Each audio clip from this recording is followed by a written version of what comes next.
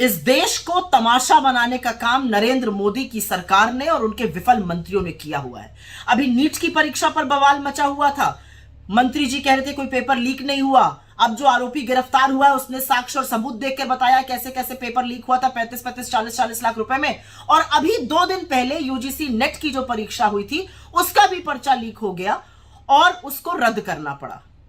इस देश की 60% आबादी 35 साल से उम्र में कम है। ये सारी चीजें युवाओं के साथ एक भद्दा मजाक खिलवाड़ है। उनके भविष्य पर एक बहुत बड़ा प्रश्न चिन्ह लगाता है। असलियत तो यह है कि पिछले 5 साल में 43 भर्ती परीक्षा रद्द हुई है, जिससे प्रभावित करीब 1,75,00,000 युवा बेबस हैं, मजबूर हैं और गुस्से में हैं। पर ऐसा क्यों होता है कि क्या सरकार ने इससे पहले परीक्षाएं नहीं कराई हैं? परीक्षा होती थी इस देश में, परीक्षा लीक नहीं होती थी, लोग परीक्षा देते थे, किसी का सिलेक्शन होता था, किसी का नहीं होता था, नौकरियां भर दी जाती थी। लोग बेरोजगार हैं और उसके बाद जब परीक्षा देने जाते हैं तो परीक्षा लीक हो जाती है। असल में मोदी जी के और उनके मंत्रियों को कोई फर्क ही नहीं पड़ता। उनके बच्चे बड़े बड़े फॉरेन यूनिवर्सिटीज में पढ़ते हैं, उनको क्या फर्क पड़ता है आपके बच्चे गाजर मूली की तरह भरकर जाएं, परीक्षा दें, पेपर लीक हो जाए। कभी इन लोगों ने सोचा है कि इस पेपर लीक का लोगों की मनोस्थिति पर क्या फर्क पड़ता है? बच्चे दिन रात मेहनत करते हैं, सुबह 4-4, 3-3, 4-4 बजे उठकर मेहनत करते हैं, पूरी पूरी रात पढ़ते हैं, न खाने का न पीने का कोई हवाला नहीं है, दिन भर पढ़ते हैं।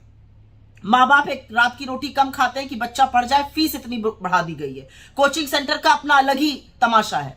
और उसके बाद जब पढ़ लिख कर परीक्षा की बारी आती है तो पैसे देकर फिर एक बार एक निवाला कम खाकर पैसे देकर फॉर्म खरीदा जाता है।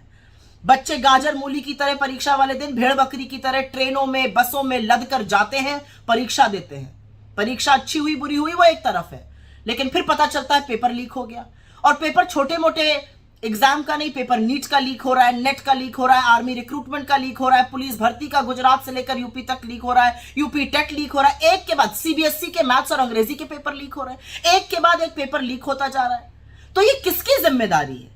ये जो पेपर लीक माफिया है, इसके खिलाफ कार्रवाई कौन करेगा और कार्रवाई क्यों नहीं हो रही है? और हर बार कहीं ना कहीं पेपर लीक माफिया के जो तार हैं वो या तो गुजरात से या भाजपा से जुड़े हुए पाए जाते हैं। भाजपा के नेता उसमें संलग्न रहते हैं। लपक के आके क्लीन चिट दे दी धर्मेंद्र प्रधान ने, पेपर लीक नहीं हुआ। अब क्या बोलेंगे जब नीट का पेपर लीक हुआ? 24 लाख बच्चे वहां पर, यूजीसी नेट में 10 लाख लोगों ने इम्तिहान दिया। कौन जिम्मेदार है इन चीजों का? तो असलियत यह है कि पूरी तरह से उदासीन, पूरी तरह से अकर्मण्य और सरकार की विफलता का जो सबसे बड़ा दंश है, जो सबसे बड़ा दर्द है, वो इस देश के युवा को झेलना पड़ रहा है। उसने आपको सबक सिखाया है, लेकिन आप शायद अभी सबक सीख नहीं पाए हैं। लेकिन इस देश के भविष्य के साथ, इस देश के युवाओं के साथ खिलवाड़ करना बंद कर दीजिए। पेपर लीक माफियाओं का नहीं, युवाओं का सहारा बनिए, उनको संरक्षण दीजिए।